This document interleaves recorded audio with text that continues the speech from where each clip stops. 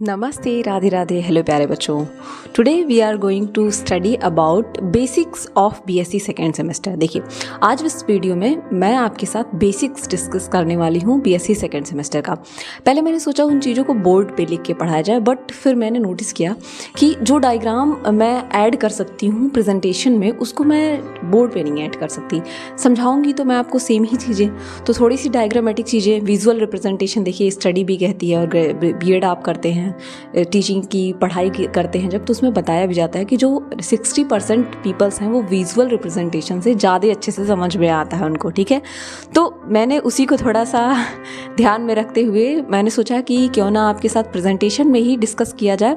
और ये वीडियो मैं इसलिए बना देती हूँ, थोड़ा सा ऐड कर देती हूँ अपना फेस की, ताकि आप लोग मुझसे कनेक्ट कर पाएँ। ठीक है, अब आज हम पहले बेसिक्स के बारे में डिस्कस करेंगे। जैसे कि बेसिक अगर आप नहीं जानेंगे तो बाद में आपको बहुत दिक्कत होगी। देखिए, बायोलॉजी में अगर आप टर्मिनोलॉजी समझ जाते हैं तो आपकी आधी प्रॉब्लम वहीं ख़त्म हो जाती है, जहाँ पे आप टर्मिनोलॉजी के बारे में जान जाते हैं। जिसमें आज हम पढ़ेंगे व्हाट इज़ बायोकेमिस्ट्री। ठीक है, सबसे पहले आप बायोकेमिस्ट्री अगर पढ़ रहे हैं तो बायोकेमिस्ट्री क्या है।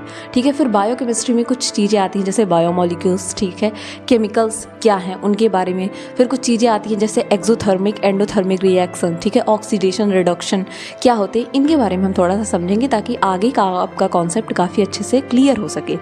देन हम स्टडी करेंगे आपका कि फिजियोलॉजी क्या होता है। सेकंड पार्ट है फिजियोलॉजी। ठीक है, फिजियोलॉजी क्या होती है, हमारे बॉडी में फूड का डाइजेशन कैसे होता है। फिर बायोकेमिस्ट्री में ही एक पार्ट है metabolism. What is metabolism, metabolism क्या होता है, डाइजेशन ऑफ फूड। दो तरीके का मेटाबॉलिज्म होता है, एक तो होता है आपका कैटाबॉलिज्म, दूसरा होता है एनाबॉलिज्म। उसके बारे में हम समझेंगे। तो कुछ इन चीज़ों के बारे में हम समझेंगे। तो चलिए उसको प्रेजेंटेशन के थ्रू हम स्टार्ट करते हैं और अच्छे से आगे की पढ़ाई करेंगे। होपफुली आप सब मुझसे कनेक्ट कर पा रहे होंगे। अगर आपको कोई प्रॉब्लम होती है तो कमेंट सेक्शन में ज़रूर बताइए। डेली अपडेट्स के लिए आप हमारे टेलीग्राम चैनल से जुड़ जाइए ताकि आपको डेली अपडेट्स मिलते रहें। मैं कोशिश करूँगी कि जिस तरीके से मैंने बीएससी थर्ड सेमेस्टर को बहुत अच्छे से पूरा करवाया है, इस बार का सेकेंड सेमेस्टर भी मैं काफ़ी अच्छे से पूरा कराऊँ। आगे मैंने वीडियो में आपको बताया भी कि कुछ चीज़ों को हम समझेंगे, जैसे व्हाट इज़ बायोमोलिक्यूल। ठीक है, बायोमोलिक्यूल क्या होता है इसके बारे में जानेंगे। फिर मेटाबॉलिज्म क्या होता है इसके बारे में जानेंगे। फिर कुछ टर्म्स आते हैं जैसे एक्सोथर्मी क्या होता है, एंडोथर्मी क्या होता है, ऑक्सीडेशन क्या होता है, रिडक्शन क्या होता है, एंड फिजियोलॉजी। एक एक करके इन चीज़ों को हम समझेंगे ताकि जब आगे का कॉन्सेप्ट हम पढ़े, जैसे पहला चीज़ हम पढ़ने वाले हैं कार्बोहाइड्रेट्स के बारे में। ठीक है, तो कार्बोहाइड्रेट्स है क्या, ये एक बायोमोलिक्यूल का पार्ट है। क्या होते हैं बायोमोलिक्यूल, बायोमोलिक्यूल में बायो मैक्रोमोलिक्यूल क्या होते हैं, मतलब स्मॉलेस्ट मॉलिक्यूल क्या होते हैं। अब मैंने इसको अलग अलग जगह से कलेक्ट किया है, तो कुछ मैंने अपने कॉपी पे के पार्ट्स ऐड किए, कुछ मैंने इंटरनेट से लिया है, अलग अलग जगहों से मैंने कलेक्ट किया है। चलिए एक एक चीज़ों को पढ़ते हैं। सबसे पहले स्टार्ट करेंगे बायोमोलिक्यूल्स। तो बायोमोलिक्यूल्स मुझे अपने नोट्स से बेहतर कुछ भी नहीं लगा, इसलिए मैंने अपना नोट्स ऐड किया है। मुझे लगता है कि आपको समझ में आना ज़्यादा ज़रूरी है, विजुअल रिप्रेजेंटेशन बहुत अच्छा हो उससे कहीं ज़्यादा। ठीक है, तो बायोमोलिक्यूल्स की अगर मैं बात करूँ तो ये मैंने आपको अभी बता दूं कि इंटरमीडिएट का जो है, ठीक है, ताकि आप खुद भी जाके पढ़ सकें। इंटरमीडिएट के आपके 11th की एनसीईआरटी से मैंने लिया है, क्योंकि मुझे उससे ज़्यादा, क्योंकि अभी आप सेकंड सेमेस्टर में जस्ट 12 पास करके आए हैं, तो मुझे ऐसा लगता है कि उन चीज़ों से आप ज़्यादा कनेक्ट कर पाएंगे जो आपने पीछे पढ़ा है। तो यहाँ पे मैं बायोमोलिक्यूल्स आपको बताने वाली हूँ। हम सबसे पहले उसका डेफिनेशन जानेंगे। ठीक है, यहाँ इसका मतलब है डेफिनेशन। ठीक है, डेफिनेशन क्या होता है, all the carbon compound, ठीक है, that we get from living tissue can be called biomolecules। ठीक है, जो भी कार्बन कंपाउंड, देखिए आप इनऑर्गेनिक ऑर्गेनिक केमिस्ट्री पढ़ते हैं, उसमें क्या पढ़ते हैं, बायोमोलिक्यूल्स। बायोकेमिस्ट्री, केमिस्ट्री क्या है, बायो और केमिस्ट्री को मिला के बनाया गया है। अब बायो में आपका आ गया जैसे ग्लूकोज, फ्रक्टोज, आप सब पढ़ते हैं ना बायो में, और केमिस्ट्री में क्या उसका थोड़ा सा फॉर्मूला वगैरह का स्ट्रक्चर आ जाए। तो इसमें क्या है, सभी कार्बन कंपाउंड जो कि हम लिविंग टिश्यू से लेते हैं, लिविंग टिश्यू आपका कोई लिवर हो सकता है, कोई लीफ हो सकता है, उसे क्या कहते हैं, बायोमोलिक्यूल्स। बायोमोलिक्यूल्स में आपके सारे के सारे ऑर्गेनिक कंपाउंड्स और इनऑर्गेनिक मॉलिक्यूल्स दोनों आते हैं। ठीक है, अब इंट्रोडक्शन की मैं बात करूं कि क्या होता है, तो all elements which present in earth crust also present in sample of living tissue. अगर आप मेटेरॉइड्स, पहले मेटेरॉइड्स देखा गया था, जो आप जुपिटर होता है हमारा एक प्लैनेट है जुपिटर, बृहस्पति, वो क्या करता है, मेटेरॉइड्स को कंट्रोल करके रखता है। और मेटेरॉइड्स में सेम एलिमेंट्स मिलेंगे। अगर ये एक मेटेरॉइड का पीस है और दूसरा ये आपके सेल का पीस है, दोनों में आपको क्या मिलेंगे, सेम लिविंग टिश्यू में सेम चीज़ें मिलेंगी, सेम सैंपल मिलेंगे, कार्बन, हाइड्रोजन, नाइट्रोजन, जो भी चीज़ होगा दोनों में आपको सेम मिलेगा, ठीक है। लेकिन जब थोड़ा सा क्लोजर एग्जामिनेशन किया गया, थोड़ा बारीकी से चीज़ों को देखा गया, तो वहाँ पे देखा गया कि कार्बन और हाइड्रोजन का जो अमाउंट है, ठीक है, अबंडेंस जो है, अबंडेंट जो है, ज़्यादा है वो किसमें, एनिमल्स में कंपेयर टू अर्थ क्रस्ट। जब हमने थोड़ी सी क्लोजर स्टडी की, पहले तो जनरल स्टडी ने ये कह दिया कि देखिए आपका जो साइंस है ना वो टेंटेटिव नेचर का, टेंटेटिव नेचर का सेंस होता है कि इसमें आप चेंजेस कर सकते हैं, इसमें चेंजेस होते रहते हैं समय के साथ, ठीक है। तो यहाँ पे पहले तो जो साइंटिस्ट ने स्टडी की उनके पास उतने ज़्यादा इंस्ट्रूमेंट थे नहीं, तो उन्होंने बोल दिया कि ये कार्बन और हाइड्रोजन जो होता है सिमिलर एलिमेंट पाए जाते हैं। लेकिन फिर जब आगे और स्टडी की गई, क्लोजर एग्जामिनेशन किया गया, तो पाया गया कि कार्बन और हाइड्रोजन का जो अमाउंट है, जो अबंडेंस है, वो आपके एनिमल्स में ज़्यादा है कंपेयर करें तो अर्थ से, ठीक है। हम एनालाइज कैसे करेंगे कि कोई चीज़ मतलब वो बायोमोलिक्यूल्स है, माइक्रो है, कम अमाउंट में है, मैक्रो है, कैसे जानेंगे, तो ठीक है, इसके लिए आपके एनसीईआरटी में ही एक प्रोसेस दे रखा है कि हम कैसे एनालाइज करेंगे। हम क्या करेंगे, कोई एक लिविंग टिश्यू लेंगे।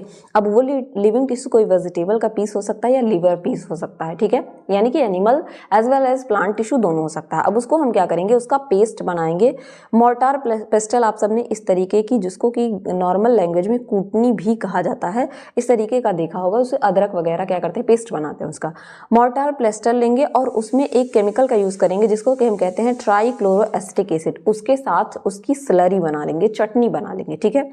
अब उस चटनी को क्या करेंगे, हम स्ट्रेन करेंगे, छानेंगे कॉटन या चीज़ क्लोथ के थ्रू, ठीक है, उसको छान लेंगे। अब हमको दो चीज़ें मिलेंगी, दो फ्रैक्शन हमको मिलेंगे।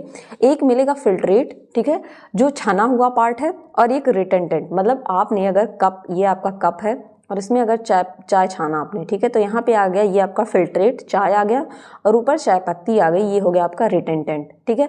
तो जो फिल्ट्रेट होता है वो एसिड सॉल्युबल होता है, मतलब आपने ट्राइक्लोरोएसिटिक एसिड, एक एसिड लिया, उसके साथ उस लिवर पीस का, उस टिश्यू का चटनी बनाया, उसके बाद उसको छाना, ठीक है।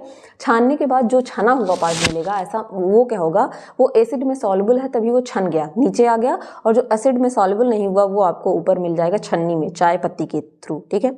अब जो एसिड सॉल्युबल पूल होता है उसको हम क्या कहते हैं, बायो माइक्रोमोलिक्यूल, क्या कहते हैं, बायो माइक्रोमोलिक्यूल, ठीक है। अब वो हो गया आपका बायो माइक्रोमोलिक्यूल, और जो आपका उसमें ऊपर रह गया, ठीक है, वो क्या है, बायो मैक्रोमोलिक्यूल, ठीक है। तो दोनों में डिफरेंस आपको समझ में आ गया होगा। अब जो बायो माइक्रोमोलिक्यूल होते हैं वो स्मॉलर होते हैं साइज में, ठीक है, लेस देन, एक अमाउंट दे रखा है, एक मेजरमेंट दे रखा है कि लेस देन 1000 डाल्टन या 18 से 800 डाल्टन के बीच में होते हैं। सेम अगर मैं रिटेंटेंट या एसिड इनसॉल्युबल पूल की बात करूँ, जो एसिड में सॉल्व नहीं हुआ, जो बचा रह गया ऊपर, वो साइज में क्या होगा, लार्ज होगा, और मोर देन 1000 डाल्टन होता है, ठीक। अगर मैं बात करूं एग्जाम्पल के लिए, जो बायो आपके माइक्रो मॉलिक्यूल्स है, ठीक है, माइक्रो, और ये है मैक्रो। तो माइक्रो मॉलिक्यूल में आपका आ जाता है अमीनो एसिड। अमीनो एसिड में आप पढ़ेंगे ग्लाइसिन, एलानिन, वैलिन, थ्रियोनिन, कई सारे उसमें पढ़ेंगे, आपके सिलेबस में दिया भी है। फिर आप आ जाते हैं आपके simple sugar. Simple sugar monosaccharide, जैसे आपका मोनोसेकेराइड में सिंपल शुगर आ जाएगा, जैसे ग्लूकोज, फ्रक्टोज, ये सब क्या है, ये सब मोनोसेकेराइड, सिंपल शुगर। वहीं अगर आप ग्लाइकोजन की बात करें, सेलुलोज की बात करें, कॉम्प्लेक्स शुगर जिसको कहते हैं, पॉलीसेकेराइड जिसको कहते हैं, वो क्या हो जाएगा, मैक्रोमोलिक्यूल हो जाएगा। नाइट्रोजनस बेसिस जिससे आपका न्यूक्लियोटाइड बनता है, न्यूक्लियोटाइड भी आपको पढ़ना है। नाइट्रोजनस बेसिस में आपका एडेनिन, ग्वानिन, थाइमिन, साइटोसिन आ जाता है। तो ये क्या होंगे, ये आपके माइक्रोमोलिक्यूल। वहीं जब न्यूक्लिक एसिड बन जाता है, डीएनए, जिसमें आप पूरा डीएनए में शुगर, फॉस्फेट का बैकबोन, नाइट्रोजनस बेसिस सब रहते हैं, वो आपका न्यूक्लिक एसिड मैक्रोमोलिक्यूल हो जाएगा। फिर न्यूक्लियोटाइड और न्यूक्लियोसाइड भी आपके माइक्रोमोलिक्यूल हैं, और आपका जो न्यूक्लिक एसिड है वो मैक्रोमोलिक्यूल। अब देखिए इसमें से एक चीज, इनऑर्गेनिक कंपोनेंट भी आपके माइक्रो में ही आ जाते हैं, नीचे छन जाते हैं।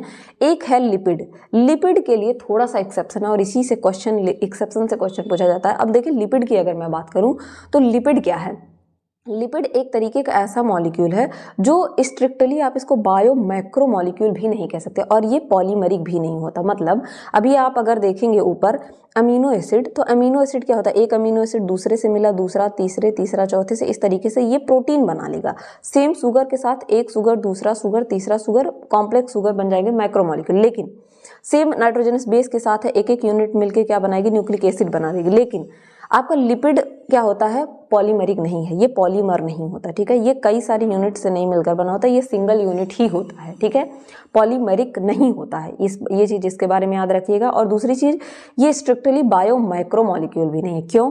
क्योंकि इसका जो आप देखेंगे कि अगर अलग तरीके से आप इसको लेंगे ना, इंडिविजुअली एक लेंगे, तो ये इसका जो वेट है वो मॉलिक्यूलर वेट 8000 डाल्टन ही है, मतलब ये माइक्रोमोलिक्यूल हो गया। लेकिन जब आप मॉर्टर पिस्टल से स्लरी बनाते हैं, चटनी बनाते हैं, तो ये क्या करते हैं, ये इस तरीके से लिपिड बाई लेयर की जगह ये वेसिकल बना लेते हैं। अब आप सबको पता है कि अगर ये इस फॉर्म में होते और चाय छन्नी से छाना जाते तो आसानी से अंदर आ जाते, लेकिन ये क्या करते हैं, जब इनकी चटनी बनाई जाती है तो ये अपने आप को गोले के फॉर्म में बना लेते हैं और ये नीचे नहीं आ पाते हैं। तो अगर इनको एसिड सॉल्युबल पूल में आप छानेंगे तो ये ऊपर की तरफ आएंगे, मतलब मैक्रोमोलिक्यूल, और अगर इनको इंडिविजुअली आप देखेंगे, अलग देखेंगे, तो ये एक तरीके का माइक्रोमोलिक्यूल है। तो इसी वजह से इनको स्ट्रिक्टली क्या कह सकते हैं, आप माइक्रोमोलिक्यूल या मैक्रोमोलिक्यूल नहीं कह सकते हैं, ठीक। तो ये एक एक्सेप्शन है और एक्सेप्शन से क्वेश्चन पूछना आपके एग्जामिनेशन का दस्तूर है, ठीक।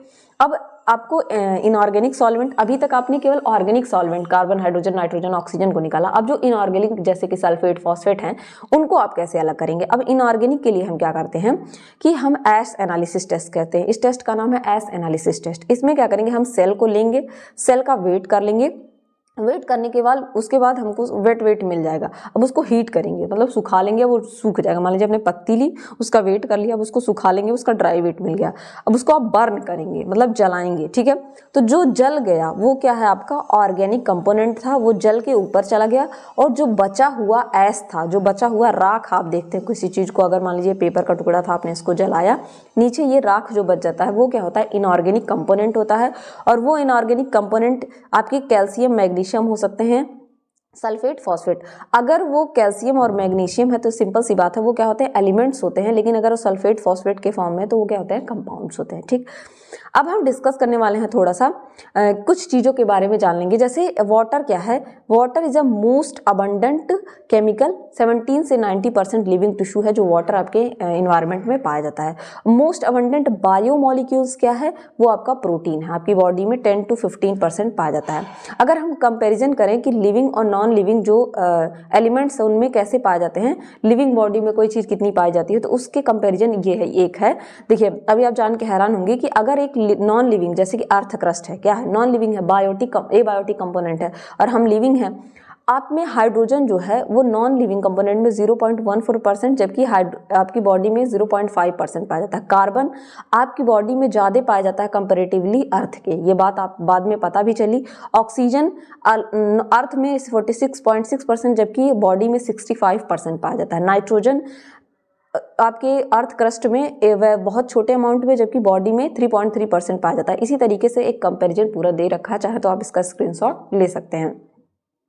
डिक्रीजिंग ऑर्डर अगर देखें इसका कि किस में क्या अमाउंट पाया जाता है, तो ऑक्सीजन में ऑक्सीजन सबसे ज़्यादा पाया जाता है, ठीक है, और फिर सिलिकॉन, फिर कैल्शियम, इस तरीके से। और सेम उसी तरीके से यहाँ पे इंक्रीजिंग ऑर्डर दे रखा है। डिक्रीजिंग ऑर्डर नॉन लिविंग का दे रखा है और ये डिक्रीजिंग ऑर्डर आपका लिविंग का दे रखा है। अगर एवरेज कंपोजिशन ऑफ सेल की बात करें तो वाटर आपकी बॉडी में 70 to 90% पाया जाता है, प्रोटीन 10 to 15%, कार्बोहाइड्रेट 3% तक पाया जाता है, lipids 2%, nucleic acid 5 to 7%, ions 1%। अब अगर आप अपने बॉडी की बात करें, हम अपने नॉर्थ रीजन की बात करें, इंडिया की बात करें, तो हमारे भोजन में, हमारे फूड में प्रोटीन आपकी बॉडी में कितना पाया जा रहा है। यहाँ पे थोड़ा सा मैं जनरल नॉलेज आपके बॉडी अवेयरनेस के बारे में बता देती हूँ कि प्रोटीन हमारी बॉडी में 10 to 15%, मतलब इतना अमाउंट में प्रोटीन होना चाहिए। और हम क्या करते हैं, जो भी चीज़ें खाते हैं, चाहे वो राइस हो गया आपका, जिसको कि चावल कहते हैं, दाल हो, रोटी हो गई, आप आलू का मतलब पोटैटो का सेवन बहुत ज़्यादा करते हैं, ये सारे क्या हैं, सारे के सारे कार्बोहाइड्रेट्स हैं। इवन कि आपके फ्रूट्स में भी कार्बोहाइड्रेट फ्रक्टोज के फॉर्म में पाया जाता है, वो अच्छा होता है, लेकिन कार्बोहाइड्रेट ही लेते हैं। आप में से कितने ऐसे बच्चे हैं जो ग्राम यानी कि चना खाते हैं, ठीक है, कितने लोग चना खाते हैं, वो आपके अच्छे प्रोटीन का सोर्स है, ठीक है। कितने लोग स्प्राउटेड खाते हैं, जैसे कि उड़द का दाल वगैरह को भिगोकर, ठीक है, कितने लोग खाते हैं, वो सारे प्रोटीन के सोर्स हैं। आपका दाल में बहुत कम प्रोटीन पाया जाता है, क्योंकि आप लोग एक ही तरीके की दाल यूज़ करते हैं, ठीक है। और प्रोटीन की सोर्स की बात करें तो आप लोगों में से कितने लोग वेजिटेबल्स, ग्रीन वेजिटेबल्स खाते हैं, ठीक है। तो आप अपनी फूड में इसको ऐड करिए, तभी आपका प्रोटीन लेवल बढ़ेगा, क्योंकि आपकी बॉडी में प्रोटीन की ज़रूरत बहुत ज़्यादा है और ये बिल्डिंग ब्लॉक है हमारी बॉडी का। ठीक, तो ये हो गई थोड़ी ज्ञान की बातें। अब हम बात करेंगे एक चीज़ आता है एक्सोथर्मिक रिएक्शन और एंडोथर्मिक रिएक्शन। पहले आप इसका डेफिनेशन समझ लीजिए। अब देखिए एक्सोथर्मिक रिएक्शन जो होता है, एक्सोथर्मिक रिएक्शन में क्या होता है, हीट रिलीज होता है। क्या रिलीज होता है? From the system. अब एक्सोथर्मिक रिएक्शन का मतलब अगर ये रिएक्शन होगा तो उसमें से इस तरीके से अगर यहाँ रिएक्शन कराया जा रहा है तो उसमें से हीट निकलेगी। इसीलिए मैं बोल रही थी डायग्रामेटिक रिप्रेजेंटेशन काफ़ी अच्छा होता है। इसमें से क्या होगी, हीट निकलेगी, तो इस तरीके के रिएक्शन को हम क्या कहेंगे, एक्सोथर्मिक रिएक्शन। ठीक, और एंडोथर्मिक रिएक्शन का मतलब होता है जब एनर्जी एब्जॉर्ब करे, एनर्जी को एब्जॉर्ब करे सराउंडिंग से, अपने आसपास से एनर्जी को अगर एब्जॉर्ब किया जा रहा है तो वो क्या कहलाता है, हमारा एंडोथर्मिक रिएक्शन। ठीक है। अब देखिए, अब दो तरीके का यहाँ रिप्रेजेंटेशन दिखेगा आपको, क्वेश्चन भी इससे एंजाइम से पूछा जाता है कि अगर ये वाला आपका रिप्रेजेंट हो रहा है, ठीक है, ये वाला अगर रिप्रेजेंट हो रहा है आपका, जिसमें आपको ये लाइन जो है नीचे दिख रही है, प्रोडक्ट वाली लाइन जो है वो नीचे दिख रही है, इस तरीके के रिएक्शन को हम क्या कहते हैं, एक्सोथर्मिक रिएक्शन। जब ये लाइन देखिए, आप एंजाइम जब पढ़ेंगे तो उसमें पढ़ेंगे कि एक्टिवेशन एनर्जी की जरूरत पड़ती है, हम किसी भी रिएक्शन को तेजी से कराने के लिए एंजाइम का यूज़ करते हैं, और अगर वो एंजाइम का जो ये लाइनिंग है वो नीचे आ रही है तो उनसे क्या कहते हैं, एक्सोथर्मिक रिएक्शन कहते हैं। और अगर यही लाइन क्या होती है, यहाँ ऊपर की तरफ आती है, ठीक है, तो हम उसे क्या कहते हैं, एंडोथर्मिक रिएक्शन कहते हैं। ये आपके जब आप एंजाइम्स पढ़ेंगे तो उसमें काफ़ी काम आएगा। ठीक है। फिर आता है एक नाम रेडॉक्स रिएक्शन, जिसमें आप ऑक्सीडेशन और रिडक्शन के बारे में पढ़ते हैं। रेडॉक्स का मतलब ही होता है कि largest group of chemical reaction है, जिसमें हम रेडॉक्स का मतलब होता है रेड का मतलब रिडक्शन और ऑक्स का मतलब ऑक्सीडेशन। अब रिडक्शन और ऑक्सीडेशन होता क्या है, इसको मैं आपको एक एग्जाम्पल के थ्रू भी समझाऊंगी। ऑक्सीडेशन में क्या होता है, ऑक्सीडेशन का मतलब ये गेन करना, ऑक्सीजन गेन करना, मतलब ऑक्सीजन का नंबर बढ़ेगा। रिडक्शन में क्या होगा, लॉस ऑफ ऑक्सीजन, ऑक्सीजन घट के हाइड्रोजन आता जाएगा। इससे थोड़ा याद रखिएगा, एक अगर आप याद रखेंगे, ऑक्सीडेशन में ऑक्सीजन बढ़ेगा, ठीक है, रिडक्शन में क्या होगा, हाइड्रोजन बढ़ेगा, ऑक्सीजन कम होगा। देखिए, ऑक्सीडेशन में अगर ऑक्सीजन आ रहा है तो जाहिर सी बात है कि यहाँ पे हाइड्रोजन कम होता जाएगा। सेम अगर रिडक्शन में ऑक्सीजन क्या हो रहा है, लॉस हो रहा है, तो हाइड्रोजन क्या हो जाएगा, बढ़ जाएगा। इससे आप याद रखेंगे। ऑक्सीडेशन में लॉस ऑफ इलेक्ट्रॉन होता है, मतलब इलेक्ट्रॉन कम होता जाता है, जबकि हाइड्रोजन के साथ इलेक्ट्रॉन क्या होता है, गेन होता है। ठीक है। इंक्रीज होता है ऑक्सीडेशन नंबर में, ठीक है, इंक्रीज इन ऑक्सीडेशन नंबर, और यहाँ पे डिक्रीज इन ऑक्सीडेशन नंबर, याद रखिएगा, थोड़ा सा इसमें ट्रिकी है। अब वही बात करें रिडक्शन की, तो यहाँ पे आप याद रख सकते हैं, रिडक्शन का मतलब होता है गेन इलेक्ट्रॉन रिडक्शन, ठीक है, GER से, ठीक है, गेन इलेक्ट्रॉन रिडक्शन। इलेक्ट्रॉन का गेन होगा तो रिडक्शन होगा। यहाँ भी मैंने बताया कि यहाँ पे इलेक्ट्रॉन का गेन होगा और रिडक्शन कहलाएगा। जैसे कि आप एग्जाम्पल में पढ़ते हैं NADH, तो यहाँ पे क्या हो गया, NAD प्लस रहता है, तो NAD प्लस से क्या हो गया, H आ गया, मतलब यहाँ पे इलेक्ट्रॉन को गेन किया, और H आ गया मतलब H का एडिशन हुआ। तो इससे आप समझ जाएंगे कि ये है, रिडक्शन है। सेम अगर LEO लियो है तो लॉस इलेक्ट्रॉन मतलब ऑक्सीडेशन, लियो मतलब लॉस इलेक्ट्रॉन ऑक्सीडेशन, और यहाँ पे जहाँ पे लॉस होता है इलेक्ट्रॉन को, हमको पता चलता है कि NAD प्लस से रिप्रेजेंट करते हैं, तो यहाँ पे क्या हो रहा है, लॉस हो रहा है। होपफुली आपको ऑक्सीडेशन रिडक्शन समझ में आया होगा। एक एग्जाम्पल जो सबसे कॉमन एग्जाम्पल है उसको हम देखेंगे कि कैसे मूव करता है इलेक्ट्रॉन। तो यहाँ पे देख रहे हैं, इसमें क्या हो रहा है कि लॉस इलेक्ट्रॉन हो रहा है, तो लॉस इलेक्ट्रॉन क्या मैंने ऊपर बताया अभी, अगर इलेक्ट्रॉन का लॉस हो रहा है तो आपका ऑक्सीडेशन, और गेन इलेक्ट्रॉन हो रहा है मतलब रिडक्शन। ठीक है। अगर यहाँ पे लॉस हुआ तो वो ऑक्सीडाइज्ड हो गया, लॉस हुआ यहाँ से इलेक्ट्रॉन का तो ऑक्सीडाइज्ड हो गया, प्लस चार्ज आ जाएगा। और अगर गेन ऑफ हाइड्रोजन हुआ, यहाँ पे गेन ऑफ इलेक्ट्रॉन हुआ, तो वो रेड्यूस हो जाएगा। कैसे, एक सिंपल सा एग्जांपल आप देखते हैं कि जिसको आप फोटोसिंथेसिस का भी एग्जांपल कहते हैं, सॉरी रेस्पिरेशन का एग्जांपल कहते हैं, सॉरी ये रेस्पिरेशन है, फोटोसिंथेसिस नहीं, फूड नहीं बन रहा है, यहाँ रेस्पिरेशन है। तो रेस्पिरेशन में क्या कह रहे हैं, C6H12O6 ग्लूकोज मॉलिक्यूल है आपका, ये क्या है, ग्लूकोज मॉलिक्यूल। अगर ग्लूकोज को ऑक्सीजन के साथ रिएक्ट कराते हैं, उसमें क्या होता है, आपका ऑक्सीजन क्या करता है, गेन ऑफ इलेक्ट्रॉन कर रहा है, गेन ऑफ इलेक्ट्रॉन कर रहा है, इसका मतलब वो क्या हो रहा है, रेड्यूस हो रहा है। ठीक है, वाटर बन रहा है, उससे गेन ऑफ इलेक्ट्रॉन होके वाटर बन रहा है, इसका मतलब वो रेड्यूस हो रहा है। और वहीं पे आपके ग्लूकोज से क्या हो रहा है, 6CO2 बन रहा है, और यहाँ पे लॉस ऑफ इलेक्ट्रॉन हो रहा है। यहाँ पे आप देख रहे हैं कि यहाँ पे क्या हो रहा है कि लॉस ऑफ इलेक्ट्रॉन हो रहा है, इस वजह से ये क्या हो रहा है, ऑक्सीडाइज हो रहा है। होपफुली ये कॉन्सेप्ट आपको समझ में आया होगा। अब हम पढ़ेंगे मेटाबॉलिज्म के बारे में। ये आपको मेटाबॉलिज्म में कुछ चीज़ें दिख रही होंगी, ये देखिए इतना सारी चीज़ें यहाँ पे चल रही हैं। What is metabolism? ये आप देखते हैं ना कि आपके लीवर में साइकिल चल रही है, ग्लूकोज साइकिल चल रही है, बहुत सारी साइकिल चलती हैं। मेटाबॉलिज्म क्या होता है? मेटाबॉलिज्म एक टर्म है जिसको यूज़ किया गया क्या डिस्क्राइब करने के लिए, inter conversion of chemical compound in the body. अब आप क्या करते हैं, केमिकल्स खाते हैं। अभी आप बायोकेमिस्ट्री में क्या पढ़ रहे हैं, ग्लूकोज क्या है, एक तरीके का कार्बन और हाइड्रोजन ऑक्सीजन से मिलकर बना हुआ केमिकल है, उसका इंटर कन्वर्जन। अब ग्लूकोज आपने खाया, उसको किस में कन्वर्ट करते हैं, एटीपी, एनर्जी के फॉर्म में। इसी को हम क्या कहते हैं, मेटाबॉलिज्म। अब ये जो मेटाबॉलिज्म है, इसमें क्या होता है, the pathway taken by individual molecules. जैसे एक अलग मॉलिक्यूल क्या करेगा, अलग हो। जैसे ग्लूकोज से क्या हो रहा है, आपका ग्लाइकोलिसिस हो रहा है, क्रेब्स साइकिल चल रहा है आगे, इलेक्ट्रॉन ट्रांसपोर्ट, फिर आप आगे पढ़ेंगे ग्लाइकोजिनोलिसिस, ग्लूकोनियोजेनेसिस, ठीक है, नए अमीनो एसिड से ग्लूकोज का बनना। तो ये इंडिविजुअल मॉलिक्यूल अलग अलग पाथवे चला रहे हैं, ठीक है। Their inter relationship and their mechanism that regulate the flow of metabolites through the pathway, ठीक है। 3 कैटेगरी में इसको बांटा गया है। एक होता है कैटाबॉलिज्म, जिसका कटा का मतलब ही होता है काटना, ठीक है। कटा का मतलब तोड़ना। आपने कोई बड़ा सा मॉलिक्यूल लिया और उसको तोड़ तोड़ के छोटे छोटे टुकड़े कर दिए, दैट इज कटाबॉलिज्म, ठीक है। आना का मतलब होता है ऐड करना। आना का मतलब ये हो गया ऐड करना, मतलब छोटे छोटे मॉलिक्यूल आपने लिए और उसको ऐड करके ऐसे बड़ा सा मॉलिक्यूल बना लिया, दैट इज एनाबॉलिज्म।